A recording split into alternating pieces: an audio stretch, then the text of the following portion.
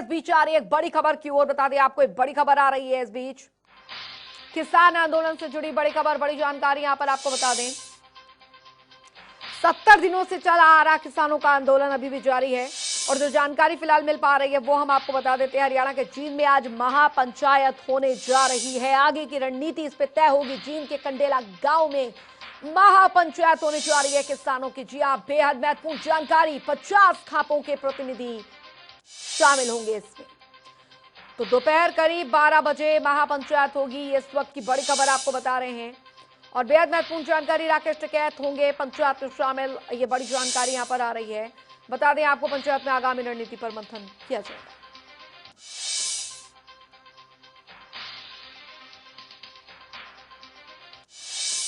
अक्षय नरवाल हमारे साथ किसान नेता जुड़ गए हैं, सतीश नंबरदार किसान नेता भी हमारे साथ जुड़ गए हैं। स्वागत है आप दोनों का ही। सबसे पहले सतीश नंबरदार जी आपके पास में आना चाहूंगी क्योंकि बहुत महत्वपूर्ण इसलिए है, 70 दिनों से किसानों का आंदोलन चल रहा है। 6 फरवरी को चक्का जाम होने जा रहा है देश भर में। और एक और सबसे बड़ी चीज ये कि राकेश टिकैत का ये बयान आना कि अक्टूबर तक का वक्त है सरकार के पास, इसकी क्या मायने निकाले जाएं? क्या होने वाला अक्टूबर के बाद? अंजलि जी, आप देख रही हैं किस तरह लोकतंत्र की हत्याएं की जा रही हैं, किले की तरह तब्दील किया जा रहा है। जैसे चारों तरफ ये एक देश की सीमाएं हैं। आज किस तरह लोग परेशान हो रहे हैं इस भारत सरकार की छोटी छोटी गलतियों की वजह से। नहीं तो हमने तो सीधा बोला था, अब भाई हमें रामलीला मैदान चाहिए, हम वहां पर अपना प्रदर्शन आंदोलन करेंगे। लेकिन इस तरह ये सरकार लोकतंत्र का हमेशा गला घोटने का काम कर रही है। और रही बात अक्टूबर तक की, मेरे भाई बिल्कुल ठीक बोल रहे हैं। किसानों में बहुत बड़ा रोष है और भारी संख्या में किसान इसमें, जितना भी है सरकार किसानों के खिलाफ बोल रही है, उतना ही किसान दूरी ताकत से इस आंदोलन से जुड़ता हुआ जा रहा है। कल मैंने एक खबर सुनी थी कंगना जी की, वो विदेश से किसी ने ट्वीट किया था और कंगना जी ने भी कल किसानों को उग्रवादी बोला है। मैं एक कलाकार को उनकी अपने हद में रहने की चेतावनी देता हूं, वो अपने हद में रहने की रहे और किसानों को ये उग्रवादी बताने का काम ना करें। आपने देखा आपके साथ किस तरह हुआ था, पूरा देश आपके साथ खड़ा था। आप किसानों को उग्रवादी बताने का ना काम ना करें। आप इस तरह की देश की छवि खराब ना करें किसानों को उग्रवादी बता के। ठीक है जी, आपने अपनी बात यहाँ पर रखी और अक्षय नरवाल जी भी लगातार हमारे साथ बने हुए हैं। अक्षय नरवाल जी, क्योंकि अब बात यहाँ पर आ गई है, क्योंकि बातचीत यहाँ पर हो रही है, जाहिर तौर पर अभी रुकी हुई है, लेकिन कल जो सुरक्षा का घेरा हमने देखा, पुलिस द्वारा यहाँ पर सुरक्षा का घेरा बढ़ा दिया गया है, कीलें लगा दी गई हैं ताकि आगे किसान ना बढ़ने पाए, धारा 144 लागू कर दी गई है, इंटरनेट सेवाएं बंद कर दी गई है। अभी भी आपको लगता है कि बातचीत इस माहौल में आगे बढ़ेगी किसानों की तरफ से और सरकार आप लोगों का स्वागत करेगी बातचीत के लिए, क्योंकि बातचीत अभी भी रुकी हुई है? देखिए अंजलि जी, कितनी बड़ी लड़ाई हो, कितना ही बड़ा संघर्ष हो और कितनी बड़ी बात हो, उस बात का समाधान, उस लड़ाई का समाधान बातचीत करके निकलता है। और किसान समाज भी बातचीत में विश्वास रखता है। खापों की प्रक्रिया, जो खापों की बात है उनमें विश्वास रखता है। जो बातचीत से ही एक खाट के ऊपर विपक्ष और विपक्ष बैठ के बात करते हैं, उसके बाद समाधान निकलता। हम उसमें अपना विश्वास रखते हैं और अब की बार भी हम संवाद में विश्वास रखते हैं। दूसरा, जो सुरक्षा घेरे की आपने बात की, बड़े ही दुख की बात है। अगर ये सुरक्षा घेरा 26 तारीख को लाल किले के आसपास किया जाता तो इस तरह का उपद्रव नहीं होता। यह सुरक्षा घेरा हमारी सीमाओं के ऊपर किया जाए। आतंकवादी थोड़ा घुस रहे हैं दिल्ली के अंदर, किसान बैठे हैं जो पूरे देश का सम्मान करते हैं, पूरी दिल्ली का सम्मान करते हैं, लाल किले का सम्मान करते हैं, तिरंगे का सम्मान करते हैं। तो बार बार इस तरीके से सुरक्षाएं बढ़ा के क्या दिखाना चाह रही है सरकार? हम तो वैसे भी शांति प्रिय तरीके से आंदोलन कर रहे हैं। आप जहां बिठाते हो, जहां रोकते हो वहीं रुक जाते हैं, तो फिर आप बार बार ऐसा क्यों कर रहे हैं? ये बड़े दुख की बात है। और जहां तक रही सरकार बातचीत के लिए आगे बढ़ेगी या नहीं, देखिए संवाद की बात मैंने कही, हम तैयार हैं, सरकार जब चाहे। और प्रधानमंत्री जी कहते हैं कि मैं एक फोन कॉल दूर हूं, जब आप एक फोन कॉल दूर हैं, 12 राउंड की बातचीत हो रखी है, आप अपने मंत्रियों से बैठक में बातचीत करते हैं फोन कॉल के ऊपर, प्रधानमंत्री जी उस समय किसानों से भी कर ले, या 10 मिनट का समय निकाल के, इतना बड़ा आंदोलन हो रहा, विज्ञान भवन ही आके बातचीत कर ले। तो 12 राउंड की बात के बाद भी ये उनका कहना कि मैं सिर्फ एक फोन कॉल दूर हूँ, हमारे देश के प्रधानमंत्री हमने चुने हैं, वो हमारी चिंता करे, किसानों की चिंता करे, देश के समाज की, पूरे देश की जनता की चिंता करे, ये उनका धर्म बनता है। जाहिर तौर पर किसानों के आंदोलन को लेकर पूरे विश्व में चर्चा हो रही है और यही वजह है यहाँ पर कि इस तरीके के जो डिबेट्स है, इस तरीके की चीजें हैं वो निकलकर सामने आ रही हैं। सतीश नंबरदार जी लगातार हमारे साथ बने हुए हैं। सतीश नंबरदार जी, क्योंकि तीनों कृषि कानून के इम्प्लीमेंटेशन पर 1.5 साल तक रोक का प्रस्ताव सरकार दे चुकी है, आप लोगों की तरफ से भी जवाब दिया जा चुका है कि हम इसे नहीं मानते, आप इसे पूरी तरीके से रद्द करें, लेकिन एमएसपी पर कानून बनाने की मांग आखिरकार क्यों अटकी हुई है? क्योंकि 3 कानून अगर बन सकते हैं तो एमएसपी पर भी कानून बन सकता है। इसको लेकर आप लोगों की सरकार से बात हुई होगी, आखिर क्या चीज है जिसको लेकर सरकार इस बात पे नहीं मान रही है? अंजलि जी, जैसे आपने बोला प्रधानमंत्री एक कॉल की दूरी पे हैं, प्रधानमंत्री ने तो उस कॉल की दूरी में दीवार भी बना दी, कटिली ये किले भी खड़ी कर दी। और रही बात 1912 में, आज जो प्रधानमंत्री है उस मुख्यमंत्री काल में अपने आप केंद्र की सरकार से चिट्ठी लिख के एमएसपी का कानून बनाने की मांग कर चुके थे, और आज खुद माननीय प्रधानमंत्री जी अपनी बातों से वापस हट रहे हैं। कल इस बजट में भी आपने देखा होगा, परसों किस तरह किसानों पे एक शब्द भी किसानों के लिए नहीं किया गया। किसान इस बजट से भी पूरी तरह संतुष्ट है। इस आंदोलन के टाइम पे भी प्रधानमंत्री जी ने किसानों के बारे में कुछ नहीं सोचा। किस तरह फर्टिलाइजर्स की कीमतें, किस तरह दवाइयों की कीमतें और किस तरह डीजल पेट्रोल की कीमतों की बढ़ोतरी करके किसानों का काम करने का तरीका डबल कर दिया। और इस तरह मैं नहीं मानता कि किसान है तैसी सरकार है और ये बात करनी चाहिए के मूड में है। किसान कल भी बातचीत के लिए तैयार था और आज भी बातचीत के लिए तैयार है। रही बात, प्रधानमंत्री जी वोट के लिए किसानों के पास जा सकते हैं, लेकिन बातचीत करने के लिए प्रधानमंत्री की तरफ से कोई कॉल नहीं आ सकता। सिर्फ कहने की बात है। प्रधानमंत्री जी की यह बात है, पंचायत की बात सिर माथे पर, लेकिन पतराड़ वहीं पड़ेगा। जब पहले ही इसमें हम नकार चुके हैं इसको 1.5 साल के प्रपोजल को और उसको, तो प्रधानमंत्री जी ने ऐसी बात नहीं करनी चाहिए। वे सम्मानीय पद पे हैं और आगे बढ़कर किसानों का सम्मान करना चाहिए और बातचीत के नए दरवाजे खोलने चाहिए। जाहिर तौर पर अक्षय नरवाल जी, क्योंकि अब बात यहाँ पर आ गई है अक्टूबर तक के आंदोलन की, अक्टूबर तक के बाद, क्योंकि बात यहाँ पर राकेश टिकैत ने कही है कि अक्टूबर तक का वक्त सरकार के पास है, उसके बाद आखिरकार क्या होने जा रहा है, ये हम सवाल पूछ रहे हैं। क्योंकि ट्रैक्टर रैली का भी जिक्र किया है, एक और ट्रैक्टर रैली यहाँ पर निकाली जाएगी कि अक्टूबर के बाद या उससे पहले? देखिए, इस तरीके का हमारा भी कोई प्रोग्राम तय नहीं है कि ट्रैक्टर रैली हम निकालेंगे। हो सकता है इस ट्रैक्टर रैली से भी बड़ा प्रोग्राम हमें करना पड़ जाए अगर सरकार हमारी बात नहीं मानती है।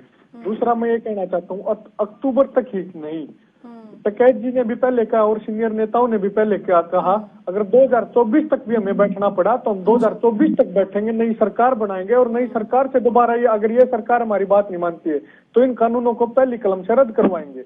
और मैं एक चीज कहता हूँ, 26 जनवरी का जैसे लोग सभी को लगता था कि 26 जनवरी का अंतिम प्रोग्राम है, ऐसे ही अक्टूबर नहीं, हमारा अक्टूबर अंतिम है, नहीं नवंबर अंतिम है, 2024 हो या सारी हमारी आज हमारी तीनों पीढ़ी, मैं, मेरे पिताजी, हमारे दादाजी, सब 3 पीढ़ी बॉर्डरों के ऊपर बैठे हैं। हमें कितना ही समय लग जाए, हम निश्चित तौर पे लड़ाई जीत के यहाँ से जाएंगे, उससे पहले नहीं जाएंगे। चाहे अक्टूबर हो, चाहे नवंबर हो, चाहे 2024 हो या 2030 हो। अक्षय नरवाल जी, मैंने आपसे ये सवाल इसलिए पूछा क्योंकि राकेश टिकैत का बयान कल ही आया है और राकेश टिकैत के बयान में उन्होंने ये बात भी कही है, अक्टूबर तक का वक्त है सरकार के पास, वो अपना फैसला यहाँ पर दे दे या फैसला सुना ले या समझ जाए कि आखिरकार किसान क्या चाहता है, नहीं तो उसके बाद 40 लाख ट्रैक्टर रैली, ट्रैक्टरों की रैली, देशव्यापी ट्रैक्टर रैली जो है वो निकाली जाएगी। 40 लाख का मतलब समझते हैं सर? जी जी जी जी बिल्कुल। देखिए, किसान के पास तो ट्रैक्टर ही है जो उसका। ठीक है। वंदना पोपली बीजेपी प्रवक्ता हमारे साथ जुड़ गई है। वंदना पोपली जी, स्वागत है आपका जनता टीवी पर। धन्यवाद अंजलि। वरना पोपली जी, किसानों के आंदोलन को 70 दिन पूरे हो चुके हैं। कल राकेश टिकैत का बयान मेरे ख्याल से आपने भी सुना होगा, अक्टूबर तक का वक्त है सरकार के पास। उसके बाद 40 लाख ट्रैक्टर रैली देश भर में निकाली जाएगी। एक ट्रैक्टर रैली हम 26 जनवरी को भी देख चुके हैं। लेकिन सवाल ये कि आखिरकार दिक्कत कहां आ रही है मैम? क्यों समस्या? किसान भी डटे हुए हैं, सरकार भी अभी पीछे हटने को तैयार नहीं है।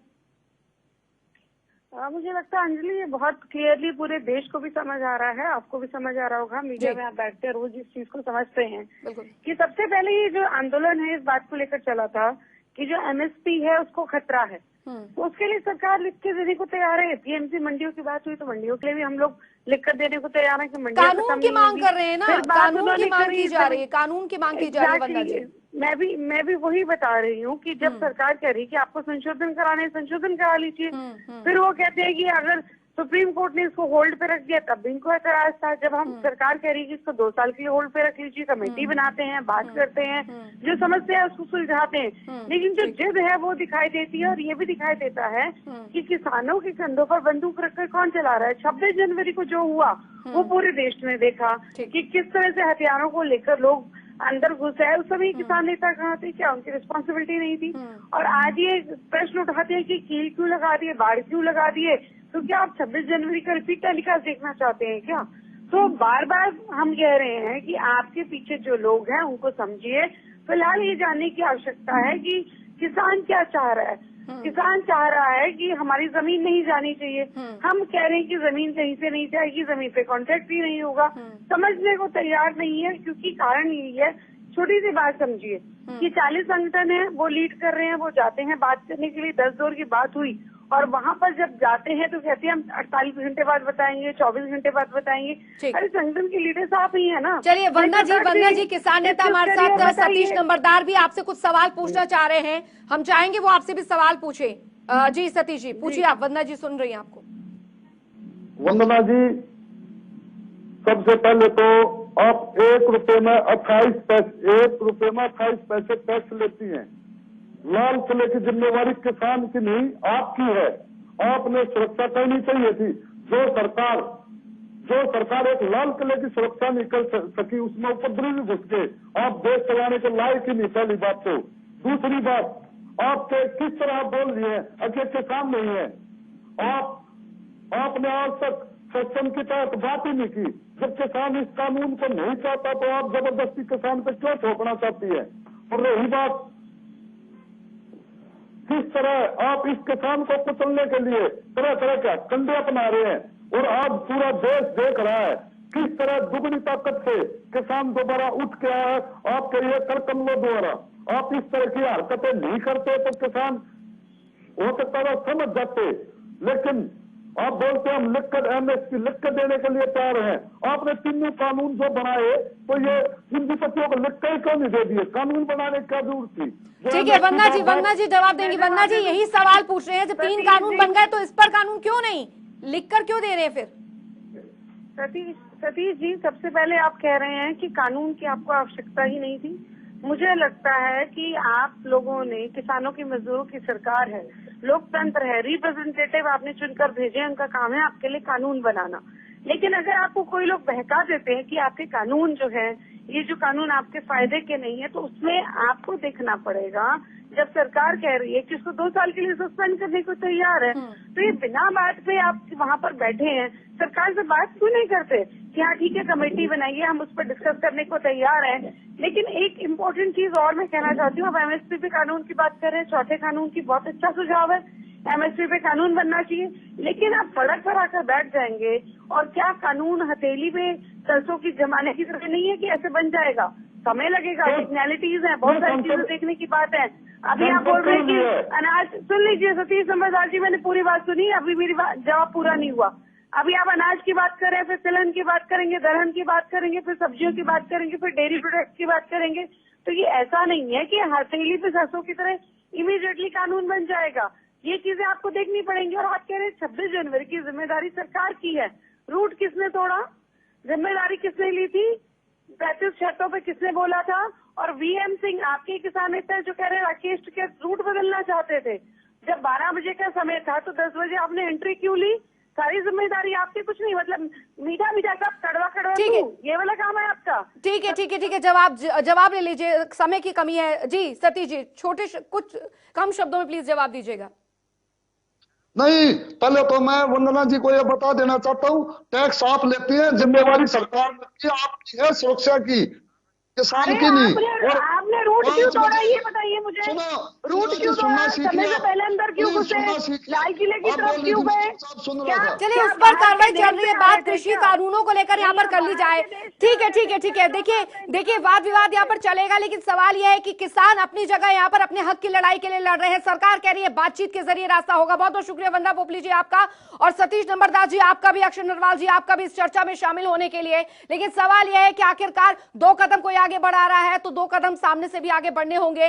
किसान अपने हक की, अपने संघर्ष की लड़ाई यहाँ पर लड़ रहा है, तो सरकार को भी चाहिए कि उसकी बात को यहाँ पर समझे। लेकिन सवाल यह भी है कि आखिरकार आम जनता को इससे कोई दिक्कत ना होने, ये भी ध्यान दोनों ही तरफ से रखना होगा। एक बड़ी